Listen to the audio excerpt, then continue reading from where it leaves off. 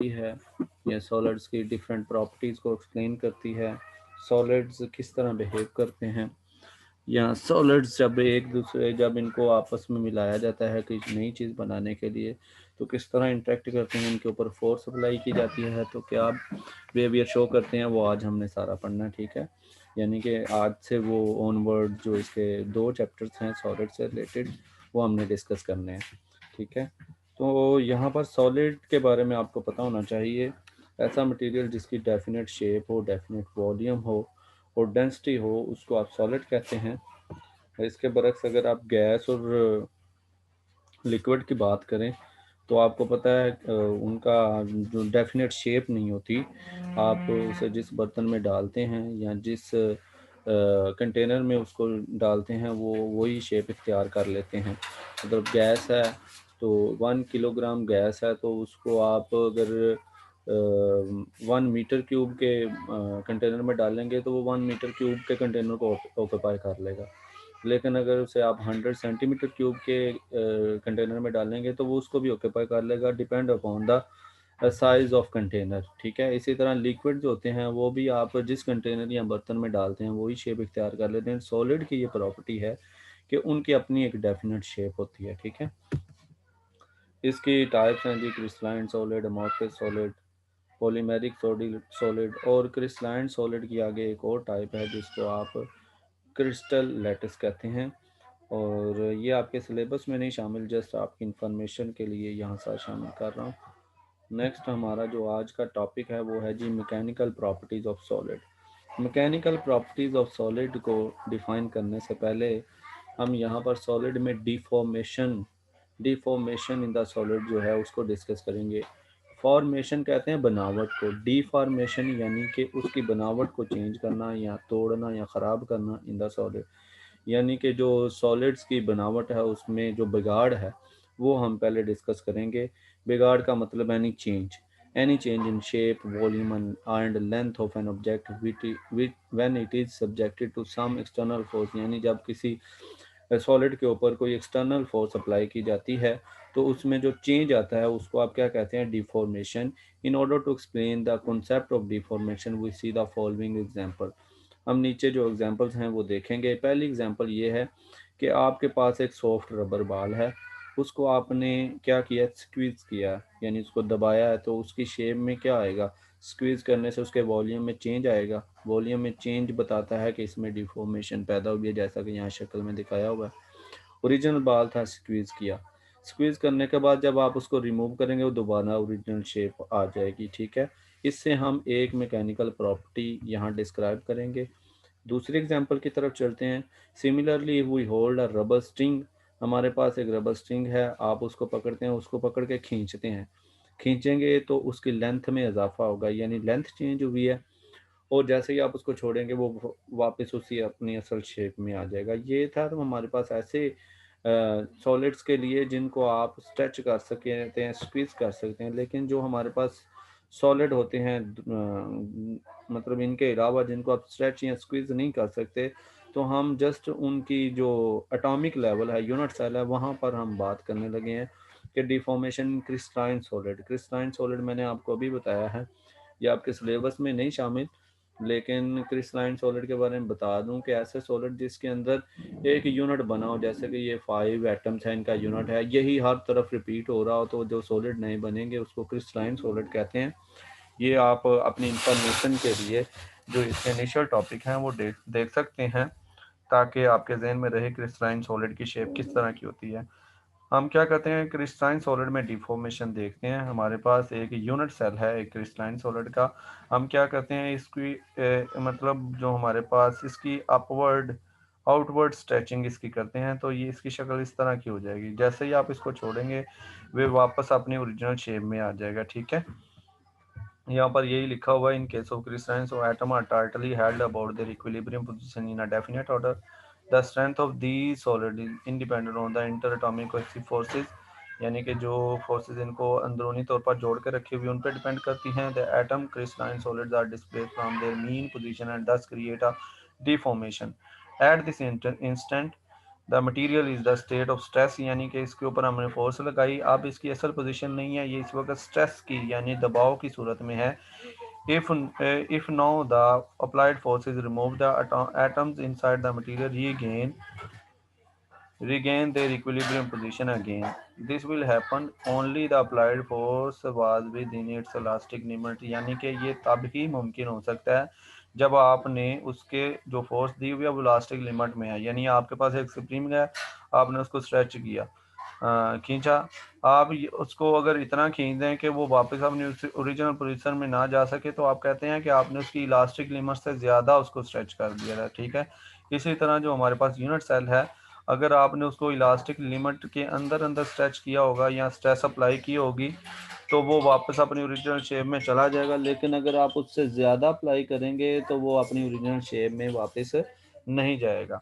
अब वो इसकी दूसरी ये एग्जांपल हो सकती है, उसको आपने आउटवर्ड अप्लाई किया था, इसको आप इनवर्ड स्ट्रेच अप्लाई करें तो आपके पास जैसे इसको छोड़ेंगे ये दोबारा अपनी असल हालत में आ जाता है, ठीक है। यहाँ से हम एक मैकेनिकल प्रॉपर्टी डिफाइन करेंगे जिसको इलास्टिसिटी कहते हैं। इलास्टिसिटी क्या होता है? The ability of a body to return to its original shape is called elasticity. The deformation produced in the unit cell of crystalline material shown in the figure, जैसा कि यहाँ पर दिखाया गया। इलास्टिसिटी के बाद हम एक नई प्रॉपर्टी एक्सप्लेन करते हैं जिसको आप स्ट्रेस कहते हैं। किसी भी जो हमारे पास बॉडी है उसके यूनिट एरिया के ऊपर जो हम फोर्स अप्लाई करते हैं उसको स्ट्रेस कहते हैं, ठीक है। ये बिल्कुल प्रेशर की तरह की क्वांटिटी है, यानी किसी बॉडी के ऊपर यूनिट एरिया के ऊपर जो हम फोर्स अप्लाई कर रहे हैं उसको क्या कहते हैं? स्ट्रेस कहते हैं। तो यहाँ पर हम स्ट्रेस एक्सप्लेन करते हैं। The force explained the force applied on a unit the force applied on a unit the force applied on a unit area of an object produce a change in its shape, length or volume is called stress।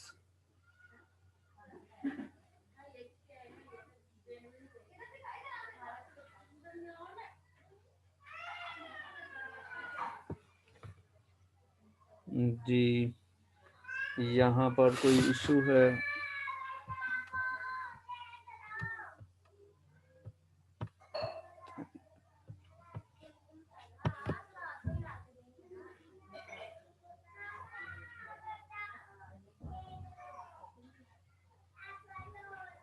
Ji, screen show नहीं हो रही क्या?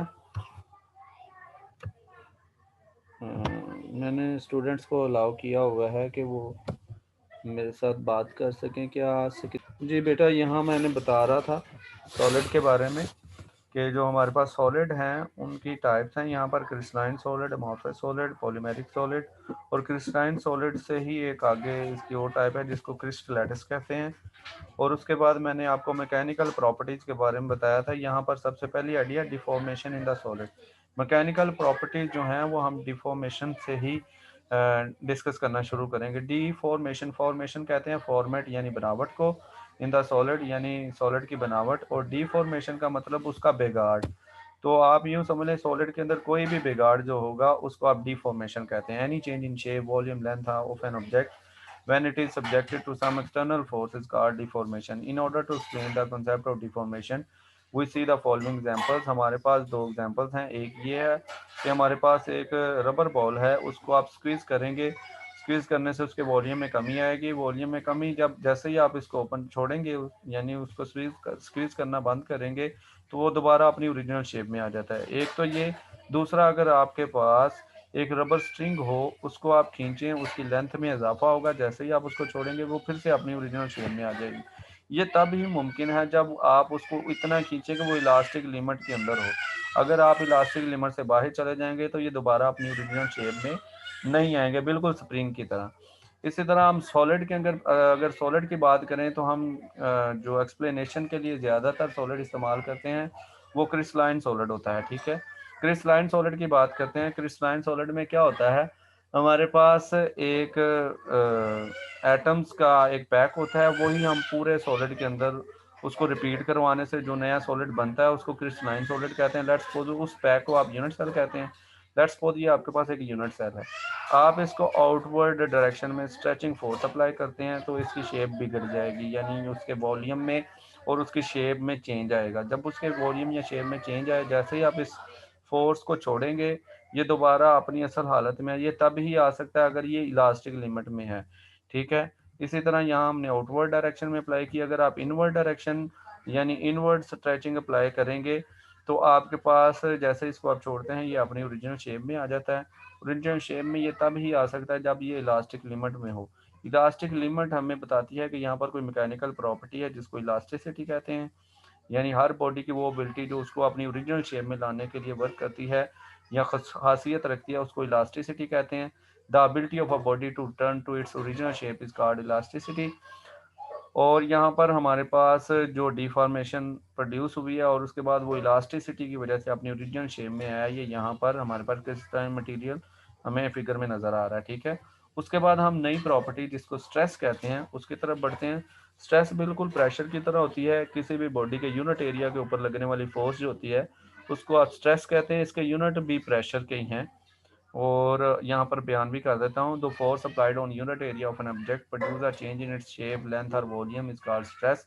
It is noted by sigma and it mathematically expressed as F divide by A. इसका ऐसा unit newton पर metre square है और यहाँ इसको पास्कल कहते हैं और पास्कल आपको पता है प्रेशर का यूनिट है, ठीक है। अब जब आप स्ट्रेस लगाएं, यहाँ पर हमने तीन चीज़ों की बात की है, शेप लेंथ और वॉल्यूम। तो डेफिनेटली जो हमने स्ट्रेस अप्लाई की है वो इन तीनों में से किसी एक को चेंज करेगी, ठीक है। अगर तो वो उसकी लेंथ चेंज करती है तो उस स्ट्रेस को आप टेंसाइल स्ट्रेस कहते हैं। यानी टाइप ऑफ स्ट्रेस के अंदर इन तीन चीज़ों की वजह से इसकी तीन टाइप्स बनेगी। सबसे पहली है टेंसाइल स्ट्रेस। और अगर मतलब टेंसाइल स्ट्रेस क्या होती है, अगर आपने फोर्स अप्लाई की और बॉडी की लेंथ में चेंज आया है तो जो स्ट्रेस प्रोड्यूस होगी वो टेंसाइल स्ट्रेस होगी। और अगर आपने स्ट्रेस अप्लाई की और बॉडी के वॉल्यूम में चेंज आया है तो उसको आप वॉल्यूमेट्रिक स्ट्रेस कहेंगे। और अगर आपने स्ट्रेस अप्लाई किया और उसके शेप में चेंज आया तो उसको शेयर स्ट्रेस कहते हैं, ठीक है। अब जिस तरह स्ट्रेस है ये चेंज आ रहा है उसमें, यानी फोर्स अप्लाई करने से चेंज आया तो जो चेंज आता है उसको आप स्ट्रेन कहते हैं। स्ट्रेन बेसिकली हम रेशो लेते हैं जो चेंज आता है उसमें और ओरिजिनल जो वैल्यू होती है उसकी दोनों की रेशो लेती हैं। लेट्स सपोज आप लेंथ का स्ट्रेन अगर ले रहे हैं, टेंसाइल स्ट्रेन ले रहे हैं, तो definitely change in length divide by original length, यानी ऊपर भी लेंथ है नीचे भी लेंथ है तो उनकी कोई भी यूनिट नहीं होगा। इस वजह से जो हमारे पास स्ट्रेन होती है ये यूनिट लेस और डायमेंशन लेस होती है, ठीक है। यहाँ पर स्ट्रेन डिफाइन करते हैं, it is the measure of deformation in solid under the influence of some external force. Strain is the ratio of two identical quantities so it is dimensionless. Strain की भी स्ट्रेस की तरह three types होंगी, tensile strain, volumetric strain और shear strain. अगर तो जो strain है वो इन लेंथ प्रोड्यूस हो रहा होगा या due to tensile stress produce हो रहा होगा तो उसको आप टेंसाइल स्ट्रेन कहेंगे और इसका फार्मूला यहाँ पर लिखा हुआ है।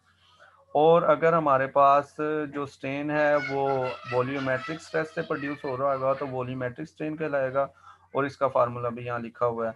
और अगर हमारे पास जो स्ट्रेन प्रोड्यूस हो रहा है वो शेयर स्ट्रेस से प्रोड्यूस हो रहा है डेफिनेटली, तो हमारे पास जो फार्मूला होगा मतलब जो स्ट्रेन होगी वो भी शेयर स्ट्रेन होगी और इसका फार्मूला यहाँ पर लिखा हुआ है। ये ओरिजिनल शेप है और इसमें ये चेंज आया, यानी यहाँ पर फोर्स अप्लाई किया, यूँ समझ लीजिए ये डब्बा है, जूते वाला डब्बा है, आपने इस तरफ से थोड़ी सी फोर्स अप्लाई की, फोर्स अप्लाई करने से क्या होगा इसकी शेप में चेंज आएगा। जब शेप में चेंज आएगा तो वो change in shape divide by original shape, ये हमारे पास परपेंडिकुलर डिवाइड बाय बेस आ रहा है, इसको टेन थीटा कहते हैं। अगर ये थीटा वेरी लेस हो तो आप इसको टेन थीटा को थीटा के इक्वल ले लेते हैं। इसका मतलब हमारे पास जो शेयर स्ट्रेन है वो बेसिकली एंगल को जाहिर कर रही होती है, ठीक है। नेक्स्ट है जी हमारे पास इलास्टिक कांस्टेंट्स। इलास्टिक कांस्टेंट्स जैसा कि हमने यहाँ पर डिस्कस किया है कि हमारे पास थ्री टाइप्स ऑफ स्ट्रेस है, थ्री टाइप ऑफ स्ट्रेन है, तो हमारे पास इलास्टिक कांस्टेंट भी थ्री टाइप के होंगे। यहाँ पर इसको इनको इलास्टिक कांस्टेंट को मॉडल ऑफ इलास्टिसिटी कहते हैं और ये स्ट्रेस बाय स्ट्रेन है। अगर यहाँ पर हम शेयर स्ट्रेस और शेयर स्ट्रेन को डिवाइड करेंगे हमारे पास एक मॉडुलस ऑफ इलास्टिसिटी आ जाएगा। और अगर आप वॉल्यूम स्ट्रेस को वॉल्यूम स्ट्रेन के साथ डिवाइड करेंगे तो आपके पास दूसरा मॉडुलस ऑफ इलास्टिसिटी आ जाएगा। और इसी तरह अगर आप जो शेयर स्ट्रेस है उसको शेयर स्ट्रेन के साथ डिवाइड करेंगे तो आपके पास एक मॉडुलस ऑफ इलास्टिसिटी आ जाएगा। और इसका यूनिट सेम होता है क्योंकि स्ट्रेन का यूनिट जो है वो यूनिट लेस है, तो मॉडुलस ऑफ इलास्टिसिटी का भी यूनिट बेसिकली स्ट्रेस का ही यूनिट होता है जो न्यूटन पर मीटर स्क्वायर होता है। ठीक है, यहाँ पर लिखते हैं the ratio of stress and strain for a given material is always constant provided that the applied force is not too great. Such constant is referred as modulus of elasticity. Hence, modulus of elasticity is equal to stress by strain. इसका unit वही same है। ये depend किसके ऊपर कर रहा होता है? डेफिनेटली स्ट्रेस किसी बॉडी के ऊपर आप अप्लाई करेंगे तो उस मटेरियल में कितना चेंज आएगा ये उस मटेरियल की नेचर के ऊपर डिपेंड कर रहा है। और दूसरा होता है टेम्परेचर। आपने देखा होगा ये जो आयरन होता है इसकी बनावट के लिए पहले इसको गर्म किया जाता है। गर्म करने से क्या होता है, उसके अंदर बिगाड़ ज़्यादा पैदा होता है, यानी कि आप उसके ऊपर हथौड़े से ठोकर लगाते हैं तो डेफिनेटली जो शेप आप उसकी बनाना चाह रहे होती हैं वही शेप बन जाती है। इस वजह से जो हमारे पास जो इलास्टिक कांस्टेंट है जिसको मॉडुलस ऑफ इलास्टिसिटी कहते हैं, ये नेचर ऑफ मटेरियल और टेम्परेचर पर डिपेंड करता है। ठीक है, अब यंग्स मॉडुलस जो है उसकी बात करते हैं। मैंने अभी आपको बताया ये 3 टाइप्स होंगी इसकी, तो डेफिनेटली हम वन बाय वन इसको डिस्कस करेंगे। यंग मॉडुलस क्या होगा कि अगर आपके पास जो स्ट्रेस है वो आपके पास टेंसाइल स्ट्रेस हो और अगर स्ट्रेन जो है वो टेंसाइल स्ट्रेन हो तो उनकी जो रेशो से आपके पास जो मॉडुलस ऑफ इलास्टिसिटी आता है उसको यंग्स मॉडुलस कहते हैं। ठीक है, यंग्स मॉडुलस को वाई से ज़ाहिर करते हैं और यहाँ पर वो वाई से ज़ाहिर किया हुआ, ऊपर आपके पास स्ट्रेस है, नीचे आपके पास स्ट्रेन है। अप्लाई करेंगे आपके पास एक फार्मूला आ जाएगा। इसी तरह अगर ratio between volumetric stress and volumetric strain is called bulk modulus. Mathematically it is expressed as, आप इसको मैथमेटिकली इस तरह लिख सकते हैं। ठीक है, ये ऊपर आपकी जो है ये वॉल्यूमेट्रिक स्ट्रेस है और नीचे वॉल्यूमेट्रिक स्ट्रेन है। ठीक है, उसके बाद आपके पास शेयर मॉडुलस है। The ratio of shear stress to the shear strain is called shear modulus. Mathematically it is expressed as, इसको जी से ज़ाहिर किया जाता है और ऊपर स्ट्रेस है और नीचे स्ट्रेन है जिसको आपने टेन थीटा कहा था। ये ए डिवाइड हो रहा है, नीचे आ जाएगा एफ ओवर ए इंटू टेन थीटा। अगर थीटा बहुत स्मॉल हो तो जी आपके पास एफ ओवर ए थीटा होगी। ठीक है, ये आपकी इंफॉर्मेशन के लिए है, ये आपसे पूछा जा सकता है एमसीक्यूज में और ये इंपॉर्टेंट एमसीक्यूज है इसलिए आप इसको अच्छे से देख लें। यहाँ पर ये जो लाइन लिखी हुई है ये इंपॉर्टेंट है। There are 7 different crystal system based on geometrical arrangement of their atoms and resultant geometrical structures। इसका मतलब आपसे सवाल ये पूछा जा सकता है कि क्रिस्टल सिस्टम कितने हैं, तो आपको ये पता होना चाहिए ये 7 होते हैं। और हम ज़्यादातर जिसको डिस्कस करते हैं बार बार वो क्यूबिक सिस्टम होता है। और यहाँ पर जो हमारे पास क्रिस्टलाइन सॉलिड होते हैं वो सारे के सारे क्यूबिक सिस्टम के ऊपर डिपेंड कर रहे होते हैं, यानी क्यूबिक सिस्टम वाले होते हैं। इसलिए आपको क्यूबिक सिस्टम, क्रिस्टलाइन सॉलिड और ये बात याद रखनी चाहिए कि क्रिस्टल सिस्टम आपके पास 7 है। ठीक है, और इसके बाद इम्पोर्टेंट जो स्लाइड है हमारे आज के लेक्चर की वो ये वाली है, इसको नोट करें, फिर हम आपके सवालात की तरफ मूव करते हैं।